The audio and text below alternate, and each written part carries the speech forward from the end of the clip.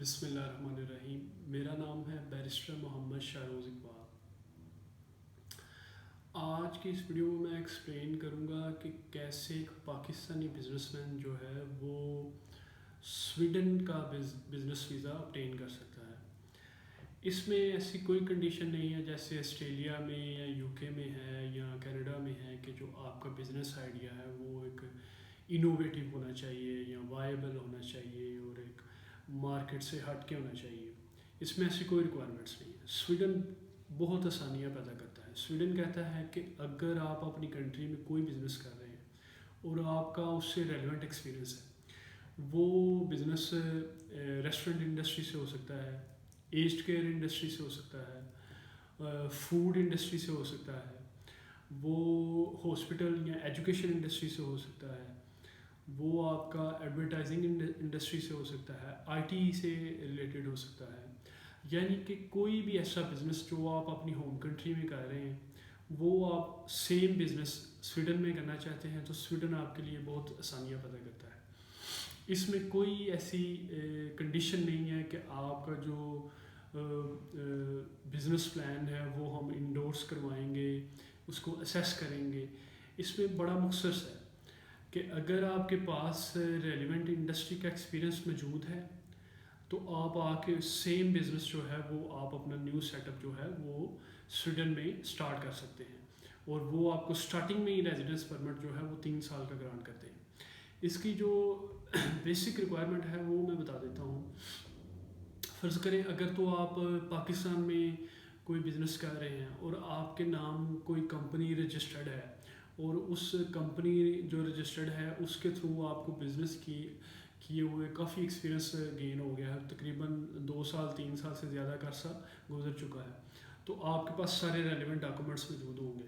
تو پھر تو آپ کے لیے کوئی مشکل نہیں ہے کہ وہاں جا کے کہ میرے پاس یہ دیکھیں یہ ایکسپیرینس ہے. فرض کریں آپ کا کوئی ریسٹورنٹ ہے پاکستان میں، آپ ریسٹورنٹ چلا رہے ہیں یا کیفے چلا رہے ہیں، یا آپ کا کوئی جیسے سویٹس کا یا بیکری کا بزنس ہے، تو آپ وہ تو ڈاکومنٹس کے تھرو آپ شو کر سکتے ہیں کہ یہ میری کمپنی رجسٹریشن سرٹیفکیٹس ہیں، یہ میرے ٹیکس ریٹرنس ہیں، یہ میرے بزنس اونرشپس کے ڈاکومنٹس ہیں. تو اس کے تھرو تو آپ بڑے اچھے طریقے سے شو کروا سکتے ہیں کہ میں سیم بزنس جو ہے وہ سویڈن میں اسٹارٹ کروں گا. ٹھیک ہے جی. اب آ جاتے ہیں کہ جو پروفیشنلز ہیں، پروفیشنلز کیا کرتے ہیں. جیسے فرض کریں آپ ایگریکلچر کنسلٹنٹ ہیں یا آپ میڈیسن کی فیلڈ میں کوئی بھی آپ پروفیشنل ہیں، جیسے آڈیولوجسٹ ہیں یا آپ آڈیولوجسٹ ہوتے ہیں جو ہیئرنگ کی ڈیزیزز ہوتے ہیں، اس کی بہت ڈیمانڈ ہے وہاں. ٹھیک ہے جی. پھر آپ سائیکالوجسٹ ہیں یا آپ سائیکیٹرسٹ ہیں. تو یہ اس فیلڈ سے ریلیٹڈ آپ کو صرف اپنی پروفیشنل کوالیفیکیشن دکھانی ہے اور آپ کو اپنا جاب ایکسپیرینس دکھانا ہے کہ میں پاکستان میں کس انسٹیٹیوشن میں جاب کر رہا ہوں، تو میں اب اپنا نیو کلینک کھولنا چاہتا ہوں یا نیو کنسلٹنسی فرم سویڈن میں کھولنا چاہتا ہوں. تو آپ اس کے تھرو بھی اپلائی کر سکتے ہیں یہ سویڈن ویزا. اب اس کی جو بیسک ریکوائرمنٹ ہے وہ یہ ہیں کہ آپ اگر تو نئی کمپنی کھولنا چاہ رہے ہیں سویڈن میں تو اس کی آپ نے سویڈن کی جو کمپنی ہے اس کے رجسٹریشن سرٹیفکیٹس دکھانے ہیں، سارے دکھانا ہے کہ یہ میں نے کمپنی سویڈن میں رجسٹر کر لی ہے، اور یہ اس کمپنی کا آپ نے بجٹ بھی دکھانا ہے کہ اس کمپنی کو رن کرنے کے لیے میرے پاس اتنا بجٹ موجود ہے. ٹھیک ہے جی. وہ بجٹ آپ نے اپنے کاروبار کی نوعیت کے حساب سے شو کرنا ہے. جیسے کنسلٹنسی فرم ہے تو آپ کو بڑا منیمم بجٹ شو کرنا ہوگا. اگر آپ کوئی مینوفیکچرنگ انڈسٹری میں جا رہے ہیں، فشنگ انڈسٹری میں، میٹ انڈسٹری میں، ریسٹورنٹ انڈسٹری میں جا رہے ہیں تو آپ کو اس کے مطابق اپنا بجٹ شو کرنا ہوگا. ٹھیک ہے جی. ایک تو طریقہ یہ ہو گیا کہ آپ وہاں جا کے نیو کمپنی سٹارٹ کرتے ہیں اور اس کمپنی کی رجسٹریشن کرواتے ہیں اور اس کے مطابق آپ بجٹ سٹارٹ کرتے ہیں.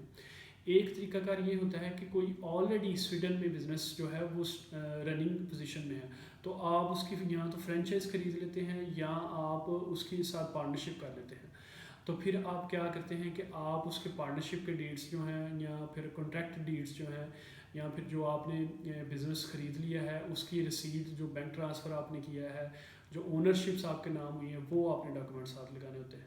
تو 2 طریقے ہوتے ہیں. ایک طریقہ تو آپ نیو بزنس سیٹ اپ کرتے ہیں اور دوسرا طریقہ یہ ہے کہ آپ ایگزسٹنگ بزنس جو سویڈن میں ہے وہ آلریڈی اس کو پرچیز کر لیتے ہیں. ٹھیک ہے جی. اور اس میں آپ نے لیونگ ایکسپینس بھی شو کرنے ہوتے ہیں. آپ کا 2 سال سے 3 سال کا جو ریزیڈنس پرمٹ گرانٹ ہوتا ہے، آپ نے کم سے کم 2 سال کے لیونگ ایکسپینس شو کرنے ہوتے ہیں. اگر آپ سنگل پرسن ہیں تو آپ کو سویڈش کرونا جو 2 لاکھ ہے تقریباً سویڈش کرونا ہوتے ہیں 2 لاکھ، وہ آپ نے 2 سال کے لیے شو کرنے ہیں اگر سنگل پرسن ہیں آپ. ٹھیک ہے. اگر آپ میرڈ ہیں تو اسپاؤس کا ساتھ 1 لاکھ آپ ایڈ کر لیں، اور ساتھ آپ 50,000 ایچ چائلڈ کا آپ ایڈ کر لیں. ٹھیک ہے. اگر آپ فیملی بھی ساتھ موو کرنا چاہتے ہیں تو سویڈش کا جو ویزا ہے اس میں کوئی ایسی ریکوائرمنٹ نہیں ہے کہ آپ کو سویڈش لینگویج آنی ہونی چاہیے.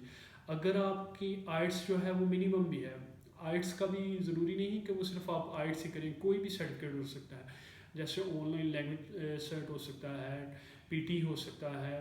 ایسے بہت سے ان کی ویب سائٹ پہ جائیں تو سویڈش کی ایمبیسی کی، تو اس میں وہ اسپیسیفائی نہیں کرتے کہ آپ نے یہ والا انگلش لینگویج ٹیسٹ کرنا ہے. اس میں وہ کہتے ہیں کوئی بھی انگلش لینگویج جو کم سے کم یہ شو کرے کہ آپ انگلش بولنے کے اور اپنا بزنس جو ہے وہ اس کو کنڈکٹ کرنے کی پوزیشن میں ہے. ٹھیک ہے جی. کیونکہ انٹرنیشنل لینگویج جو ہے وہ انگلش کنسیڈر کی جاتی ہے، اور سویڈن میں بھی موسٹلی انگلش بولی جاتی ہے. ٹھیک ہے جی.